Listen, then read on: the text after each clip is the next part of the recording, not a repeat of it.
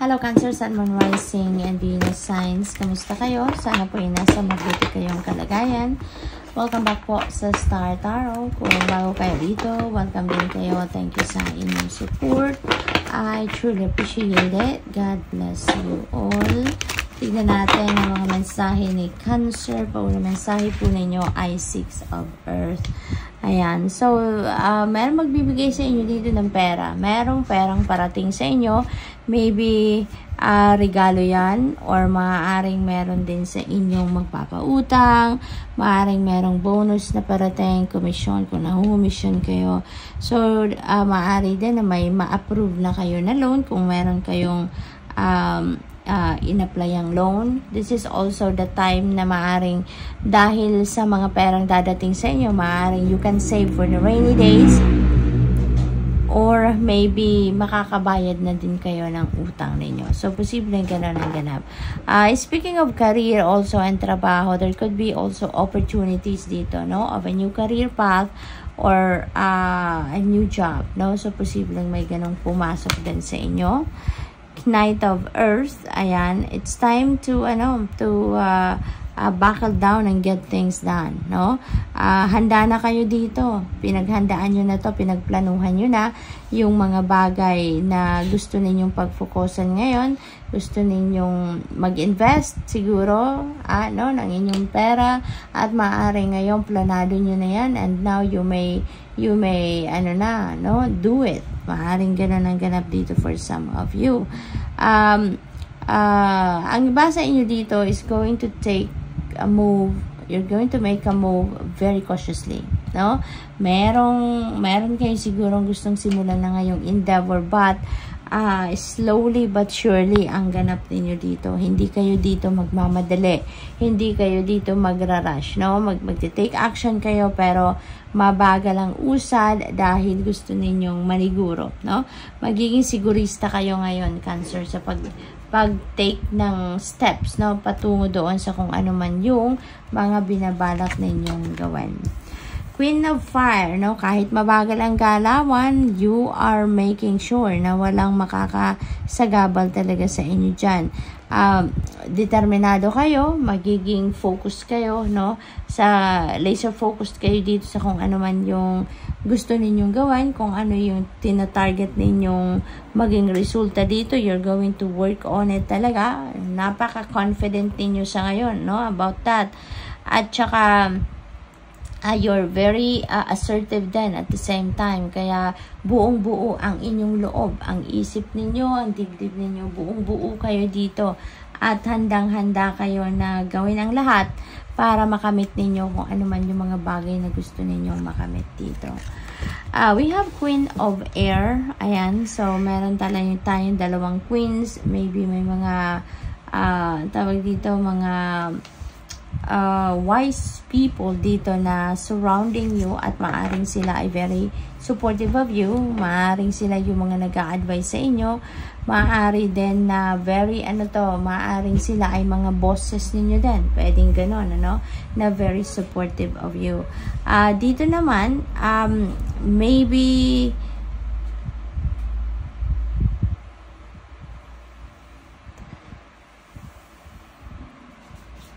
magfo-focus din ang iba sa inyo ngayon sa pagtanggal, no, ng kung ano man ang mga maaaring makasagabal sa inyong gagawin, no?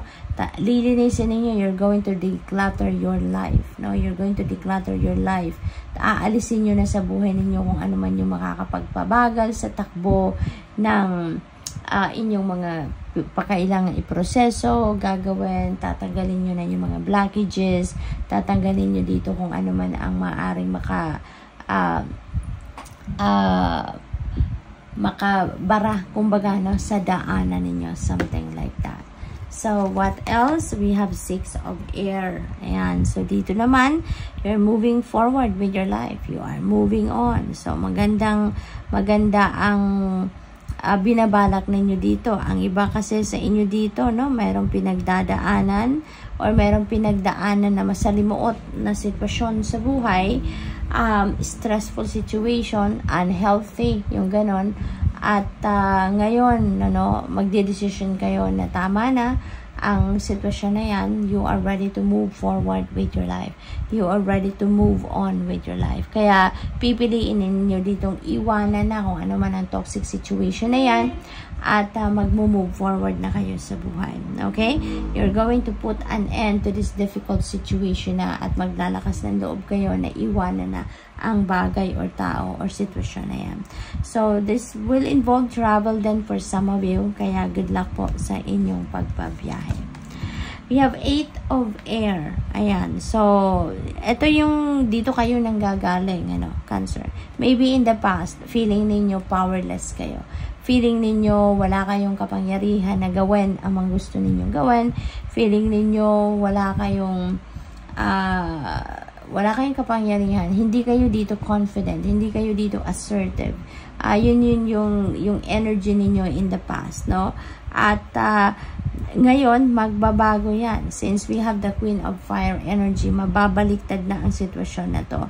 Kung dati kulang kayo ng tiwala sa sarili, kung dati takot kayong mag-take action, ngayon, baliktad na ang lahat. Magiging mas, na kayo, positibo na ngayon ang takbo ng isip ninyo, kaya nga you are going to do anything and everything in your power to reach for your goals, to reach for your dreams, no? So, this is really good kasi maaring ito yung nagpahirap sa inyo dati, no? Maaring ito yung sitwasyon na toxic para sa inyo, unhealthy para sa inyo, at ito na mag-shift na kayo ngayon into a more determined, confident na Cancer sa ngayon. So, good luck. That's all I have for you for today. Thank you for watching. Love and light. Namaste. Hello, Scorpio, Sun, Moon, Rising, and Venus signs. Kamusta kayo? Sana po nasa mabuti kayong kalagayan. Welcome back po sa Star Tarot. Kung bago kayo dito, welcome din kayo. Thank you sa inyong support. I truly appreciate it. God bless you all. Tignan natin ang mga mensahe ni Scorpio. O na mensahe po ninyo ay 2 of Earth. Ayan. So, dito naman sa 2 of Earth, marami kayong ginagawa. Too much is going on at once. Okay? So, maaari din na, yung parang you are serving too many masters at a time, kumbaga. No? So, marami kayong ginagawa, marami kayong inaasikaso, all at the same time, naaaligaga kayo, nabibisi kayo. So, posible din na meron kayong decision making na kinakaharap sa ngayon. Posibleng ganun din ang sitwasyon. Posible din dito na kailangan ninyo ng balanse, kailangan ninyong ibalik ang balanse sa buhay ninyo at this time dahil siguro nga naaaligagan kayo, marami na kayong, yung parang you have too much on your plate ba, no? Kaya kailangan na ibalik na ninyo yung balanse sa buhay ninyo at this time. We have Ace of Air. This is a new beginning energy. No? This is a new beginning energy. Maaring maraming mga bagong idea, inspirations na lumalabas sa ngayon. May mga new perspective kayo dito na nakukuha at this time. At saka ngayon, maganda na ang magiging ganap dito. This is a triumphant energy. Pagtatagumpayan ninyo kung ano man ang challenging situation or ano man ang problema na kinakaharap ninyo. You are going to clearly see, no, kung ano na yung path na dapat ninyong tahakin sa ngayon. Okay? At magtatagumpay kayo kung ano man ang problema or challenging situation na pinagdadaanan ninyo sa ngayon, mawawala na yan. No? Matatapos na yan, that is going to fade away. Alright? We have King of Earth. Ayan, dito naman sa King of Earth, very successful ang karamihan sa inyo dito, Scorpio, lalo-lalo na pagdating sa money, career, and finances. No? Very powerful kayo ngayon. Yung parang you are a master manifestor, no? You have that Midas touch. Kung ano yung hahawakan ninyo, yan ay, it will turn to gold, kumbaga. So, magiging maganda ang resulta ng kung ano man ang mga gagawin ninyo dito, lalo-lalo na kung ito ay pagkakaperahan, no? Maaring ang iba sa inyo dito is going to be promoted to a leadership role. Maaring ang iba sa inyo dito is going to be a tatay na, a dad, yung gano'n, no? So, this is very successful time, no, sa buhay ninyo, Scorpio. Ang iba sa inyo dito, maaaring papunta na kayo sa tugatog ng tagumpay pagdating sa money, career, and finances. Kaya, good luck po. You have 8 of Air. Ayan. So, maaaring ito yung pinanggagalingan ninyong medyo mahirap-hirap na sitwasyon na ito yung pagtatagumpayan ninyo. Kasi si Ace of Air, this is a triumphant energy. So, posible na ito yung panggagalingan ninyo, si 8 of Air. Okay?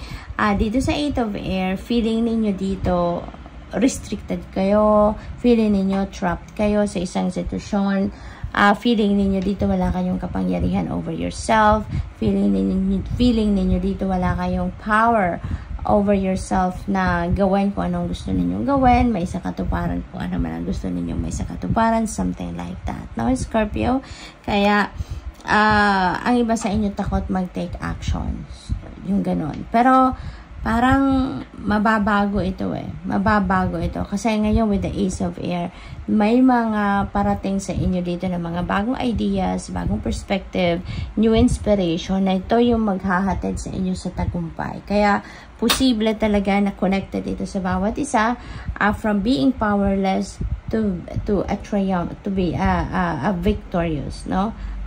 Scorpio. So good luck. What else? We have Knight of Air. Ayan. So, bibilis na ang lahat, no? So, talagang merong energy shift dito na mangyayari para sa inyo. From being stuck dito na hindi kayo nagtitake action dahil nga feeling powerless kayo, Knight of Air is a fast-moving energy, no? So, once na napagtagumpayan nyo na to, makakabangon na kayo dito, maaalis na to sa energy ninyo, mapapalitan na yan ng victorious energy, ng triumphant energy. Things are going to speed up, no? Things are going to speed up at magagawa na ninyo dito kung ano man yung mga gusto ninyong simulan, and matatanggal na yung mga blockages dito, no? Yung mga delays na mga napagdaanan ninyo in the past, yan ay matatanggal na din at bibilis na ang lahat. Okay? So, good luck, Scorpio, and that's all I have for you for today. Thank you for watching. Love and light. Namaste. Hello Pisces, Sun, Moon, Rising, and Venus signs. Kamusta kayo? Sana po ay nasa mabuti kayong kalagayan. Welcome back po sa Star Tarot. Kung bago kayo rito, welcome din kayo. Thank you sa inyong support. I truly appreciate it. God bless you all. Tignan natin ang mga mensahe ni Pisces. Pauna mensahe po ninyo ay Star Energy. Dito sa Star Energy, this is really beautiful energy because happy times is up ahead, no? Magiging masaya kayo. There is going to be positivity na babalot sa buhay ninyo, sa inyo sa ngayon. There are going to be optimistic long-term plans, no? Dito for some of you. Kaya napakaganda ng inyong magiging sitwasyon sa ngayon. This is also a wish fulfillment energy, kaya meron din kayong wish dito na magka-come to fruition. Meron ditong new beginning, no? This is a new beginning energy, new hope, new optimism, then yung ganon. So, you are on the right path dito, Pisces. So, this is really good. Six of Water. Ayan, there is travel energy dito sa Six of Water. Maaring kayo ay magbabiyahe. Maaring kayo ay nanggagaling pa sa ibang lugar. Maaring kayo ay manggagaling abroad. And you are coming home, no? To visit your family, to visit your kids, to visit your boyfriend, your girlfriend, asawa, or magulang, no? Depende sa inyong sitwasyon. There is definitely coming home dito for some of you. Posibleng meron din kayong reunion, no? Na magkakaibigan, pamilya, magkakaklase, something like that. There is also possibility dito na may mga, siguro kung meron kayong mga anak, no? Maaaring merong issue ngayon ang iba sa inyo regarding your children. Kaya, maaaring kayo ay uuwi para ayusin yan, or, you know, tulungan ng mga bata, something like that, na ma-fix ang lahat. What else? We have Two of Earth. Ayan. So, dito naman, ano kayo? Aligaga kayo, no? Pisces. Aligaga kayo dito. Marami kayong ginagawa. You are making, yung parang meron kayong ginagawang maraming bagay-bagay, no? You have too much on your plate. Parang ganon. At saka multitasking, no? A lot of multitasking ginagawa siguro ng iba sa inyo, kaya wala na kayo sa balanse. Parang siguro napapagod na kayo masyado. You can concentrate at some point, no? Dahil nga sa dami ninyong ginagawa, no? Yung punong-puno na ang inyong plate, punong-puno na ang inyong isipan, ano? Pisces, so posibleng ganon. You may need to make a decision dito as well, no, Pisces. Maaring meron decision making kayo na kinakaharap din at this time. We have 6 of air. Ayan. So, meron tayong 6 of water, meron tayong 6 of air. So, meron tayong dalawang 6s. No? So, I suggest po, please look up for the meaning of number 66 for more guidance. Dito sa 6 of air, you are heading towards calmer waters. No? Nagagaling kayo sa troubled waters. Nagagaling kayo sa masalimuot na sitwasyon, chaotic situation, unhealthy. At ngayon, magde-decision kayo na iwanan na ang sitwasyon na yan and you are heading towards a new beginning dito na kung saan mas doon ninyo makikita yung inyong peace, ng inyong harmony within yourself, ang happiness ninyo, yung ganon. So, this is really good kasi matatapos na or tatapusin nyo na kung ano man ang difficult situation na to sa buhay ninyo. This also involves travel, no? Maaring ang iba sa inyo dito may relocation, maaring may lipat bahay, maaring ganon, mangingibang bansa, posibleng ganon din ang sitwasyon. We have Knight of Water. Ayan, you're going to be very emotional at this time. No? For some of you, Pisces, magiging emotional kayo. Ang iba sa inyo dito is falling in love. No? If you are single, maaari ngayon ay mai-in-love na kayo. Maybe mamimit nyo na ngayon yung inyong potential na magiging jowa. Potential ninyo na maging asawa, yung ganun ba, no? Kung nasa relationship na din naman kayo, siguro ngayon, meron ng mga wedding proposals din, no? Na maaaring mangyari na dumating na, kumbaga. Social events also are coming your way dito. Marami sigurong invitation din sa inyo for social events. Maaaring merong mga social gatherings dito na pupuntahan kayo. Kaya maaari din ano, na dyan ninyo ma-meet yung future ninyo maging maging boyfriend or girlfriend, no? Posibleng ganon. So, good luck. That's all I have for you for today. Thank you for watching. Love and light. Namaste.